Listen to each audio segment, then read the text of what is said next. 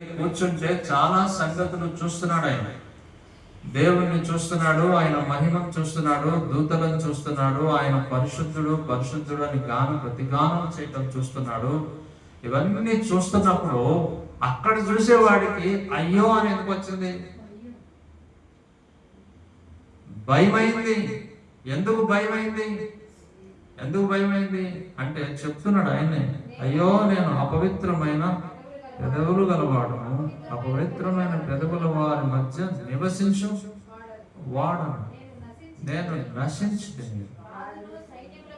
చూసారా ఏమంటున్నాడు? నేను నశించింది. ఇది ఎక్కడ జరగాల? దేవుని సన్నిధిలో. మరి ఇక్కడ సంఘానికి తీర్పు వెళ్ళి ఎందుకు ఈ విషయాలన్నిటినీ హెచ్చరించాల్సిన పరిస్థితి ఎందుకు వచ్చింది అంటే దేవుని సన్నిధిలో జరగవలసినవి జరగట్లేదు కాబట్టి. దేవుని సన్నిధిలో ప్రతి విశ్వాసి ఎక్కడ అయ్యో అనాలో అక్కడ అయ్యో అంటలేదు. ఎక్కడ దేవుని సన్నిధిలోకి వెళ్ళి అయ్యో నేను అపవిత్రమైన పెదవులు గలవాడు, అపవిత్రమైన పెదవులు గలవారి మధ్య నివసించుచున్నాను, నేను నశించితిని అని దేవుని సముఖంలోకి వెళ్ళి అయ్యో అనటం లేదు. ఆ ప్రత్యక్షతను, దేవుని మహిమను చూస్తూ ఉండగా ఈయన నిజస్థితి, ఈయన స్థితి కనపడుతున్నది. ఏం కనపడుతుంది? ఈయన స్థితి కనపడుతుందా? చూడండి, కీర్తన 90, కీర్తన 90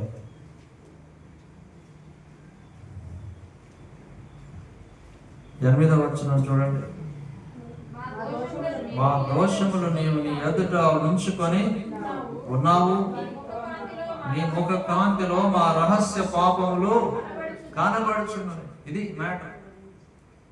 ఆయన ముఖ కాంతిలో ఏం కనపడుతున్నాయంట?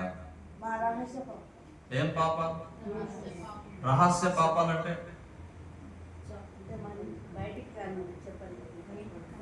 రహస్య పాపాలంటే ఏంటి? రండి.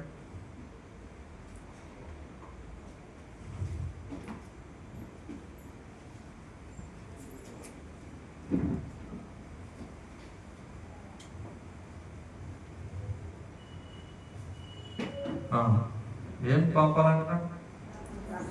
రహస్య పాపాలు అంటున్నాం. ఏంటి రహస్య పాపాలు? ఏంటి? పాపాలు సీక్రెట్ గా ఉంటాయి, బహిరంగంగా కూడా ఉంటాయి. ఏంటి రహస్య పాపాలు అంటే? ఏంటి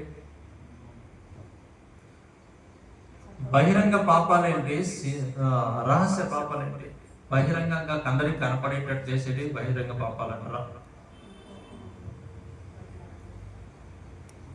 అదిగా రహస్య పాపం అంటే ఏంటంటే అంతరంగములో ఒప్పుకొననివి, దిద్దుకొననివి, మార్పు చెందనివి, దేవుని సముఖంలోనికి తమకు తాము రాలేనటువంటివి, సీక్రెట్ గా దాచిపెట్టుకొని కప్పి పెట్టుకున్నవి.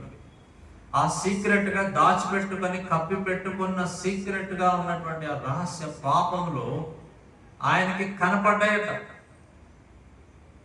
నార్మల్ గా ఆలోచన చేస్తే అర్థం కావాలి. నార్మల్ గా ఆలోచన చేస్తే నేను బాగానే ఉన్నాను అనిపిస్తుంది. నార్మల్ గా చూస్తే నేను భక్తి కలిగి ఉన్నాను అనిపిస్తుంది. నార్మల్ గా చూస్తే నేను బైబిల్ పట్టుకున్నాను, చర్చికి పోతున్నాను అనిపిస్తుంది. నార్మల్ గా చూస్తే నేను మంచిగానే నడుస్తున్నా, నా పాటలు, నా మాటలు, నా వ్యవహారం, నా విధానం అంతా బాగానే ఉంది అనిపిస్తుంది. కానీ సీక్రెట్ గా అంతరంగంలో ఉన్నటువంటి రహస్య పాపములు ఎక్కడ బయటపడతాయంట? ఆయన ముఖ కాంతిలో బయటపడతాయి. అందుకే యెషయా ఎక్కడికి వెళ్ళాడు? దేవుని సన్నిధానానికి వెళ్ళాడు. ఎక్కడికి వెళ్ళాడు? అది ప్రాబ్లం ఎక్కడ వస్తుంది అంటే ప్రజలకి దేవుని సన్నిధి అంటే ఇష్టపడరు. ఫస్ట్ విషయం, ఏకాంతంగా దేవునితో గడపడం అనేది ఉండదు. ఎగేసుకొని ఈ మీటింగ్కి వెళ్ళి, ఆ మీటింగ్కి, ఆ మీటింగ్కి వెళ్ళి, ఈ మీటింగ్కి, ఈ మీటింగ్కి వెళ్ళి, ఆ మీటింగ్కి తిరిగేటోళ్ళు ఉన్నారు. ఎగేసుకొని ఆఫీసులో పోయి ఆడ పని చేసి, ఈడ పని చేసి, ఆడ పని చేసి వచ్చి దుప్పటి ముసురేసుకొని పడుకునేటోళ్ళు ఉన్నారు. పొద్దున్న లేసి ఆ పని చేసి, ఈ పని చేసి అలిసిపోయి లాస్ట్ దేవుని సన్నిధిలో కూర్చుని ఆ స్థితి లేనివాడు ఉన్నాడు. దినమంతా కాలక్షేపం చేసి అక్కడ కాలక్షేపం చేసి ఇక్కడ కాలక్షేపం చేసి టైం అంతా పోగొట్టుకొని రాత్రంతా అలసిపోయి లాస్ట్కి వచ్చి ఏముంది దేవానికి స్తోత్రం, నాకు రాత్రం అయ్యా, ఈరోజు కాపాడినావు, నీకు వందనాలు అయ్యా, రాత్రి కూడా కాపాడయ్యా, రేపు పొద్దున కూడా కాపాడయ్యా, మధ్యాహ్నం కూడా కాపాడయ్యా, సాయంత్రం కూడా అన్నం అయ్యా, పొద్దున కూడా రొట్టె అయ్యా అనుకోవాలా, పడుకోవాలా? అది రొట్టె, అన్నము, కాపాడు, భద్రత, సెక్యూరిటీ గార్డ్ డ్యూటీస్ నువ్వే చేయి, రొట్టెలు కొట్టించే పని కూడా నువ్వే చేయి, అన్నీ నువ్వే చేసి పెట్టు. మేము మాత్రం నిద్రపోతాం. మేము మాత్రం చేసేదంతా మా టైం అంతా, మా జీవితం అంతా ఎల్లబుచ్చుతాం.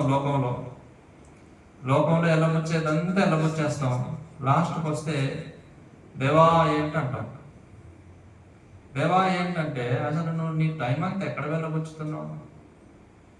అద్దంలో మొహం చూసుకుంటున్నావు కదా, పొద్దున్న లేచి అద్దంలో మొహం చూసుకుంటున్నావు, నీకు తెలిసింది, కానీ నా సముఖంలోకి రావడం నీకు తెలవలేదే. నీ హృదయం ఎట్లా ఉన్నది, నీ అంతరంగం ఎట్లా ఉన్నది అనేది నా దగ్గర పరీక్షించుకునేది నీకు తెలియలేదే. నా ప్రవర్తన ఎట్లున్నది, నా భాష ఎట్లుంది, నా మాట ఎట్లుంది, నా వ్యవహారం ఎట్లుంది, నేను చేసేది ఎట్లుంది, బయటికి కనపడేది ఎట్లుంది, లోపల ఉండేది ఎట్లుంది అనేది దేవుని దగ్గరికి పోయి అడిగేది లేదే. నాకు నేను బాగానే ఉన్నానని నేను తిరుగుతున్నానే కానీ నేను దేవుని సముఖంలోకి వెళ్ళి ప్రభువా లోపముగా ఉన్నవేవో నాకు తెలియచేసి, నా లోపములు నేను తెలుసుకొనవచ్చున్నాను, నా పాపములు నేను తెలుసుకొనవచ్చున్నాను. మోషే ఏమంటున్నాడు? మోషే డైరెక్ట్ గా దేవుని దగ్గరికి వెళ్తే ఆయనకి ఏం కనపడింది? నా పాప దోషములను నీ ఎదుట ఉంచుకొని ఉన్నావు అని అని ఆయన డైరెక్ట్ గా దోషాలు ఆయన ముందు లిస్ట్ పెట్టుకోవడం చూశాడు. యెషయా అయితే తన లోపల ఉన్నదే చూశాడు, కానీ దేవుని దగ్గర దేవుడు తన దోషములు ముందు పెట్టుకొని లిస్టు పెట్టుకొని ఉండటం చూశాడు.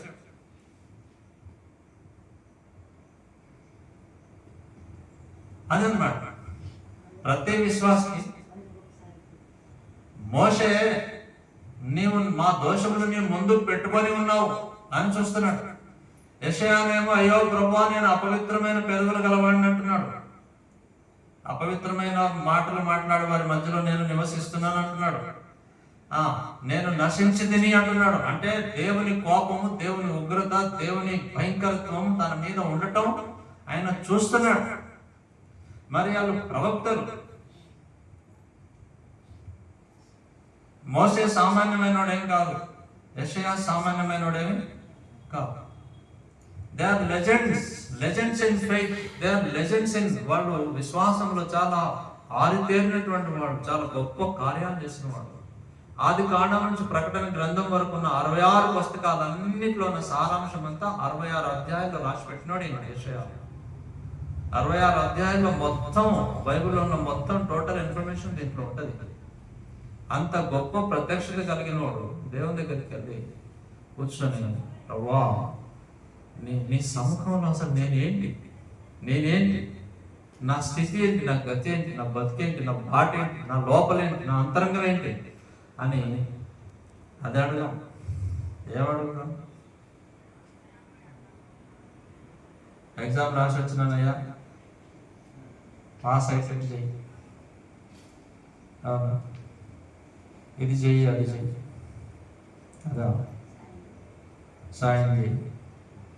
ఇంకా విచిత్రం ఏంటంటే పెన్నుకు అట్టలు కూడా ప్రార్థన చేయించుకొని పోయేటలు కూడా ఉన్నాం మాస్టర్ గారి చేత. పెన్నుకు ప్రార్థన చేస్తే అక్కడ పోయిన తర్వాత పెన్ను రొప్పరొప్పరొప్పరొప్పర రాసేస్తూనే ఉన్నాం. అట్ట ప్రార్థన చేస్తే పేపర్ అతుక్కుంటుంది అట్టకి అట్టనే. ఏం ఫీలింగ్స్ అర్థం కాదు. ప్రాబ్లం ఏంటి అని అంటే దేవుని సన్నిధికి వెళ్ళాలి, అన్ని ప్లేసెస్కి వస్తారు, అన్ని తిరగాల్సిన పిక్నిక్లకు తిరుగుతారు, తిరగాల్సిన ఫంక్షన్స్కి తిరుగుతారు, చేయాల్సిన పనుల కోసం తిరుగుతారు, ఒంటి పనుల కోసం తిరుగుతారు, ఇంటి పనుల కోసం తిరుగుతారు, ప్రతిదాని కోసం తిరిగి సస్తా ఉన్న జనాలు. కానీ దేవుని సముఖంలో ప్రశాంతంగా కూర్చొని, ప్రభువా నా బతికేంటి, నా బాట ఏంటి, నా హృదయం ఏంటి, ఒక్కసారి నాకు చూపేదేమో, నేను ఎక్కడ తప్పిపోతున్నాను, నేను ఎక్కడ బతుకుతున్నాను అనేది లేనే లేదు, లేనే లేదు.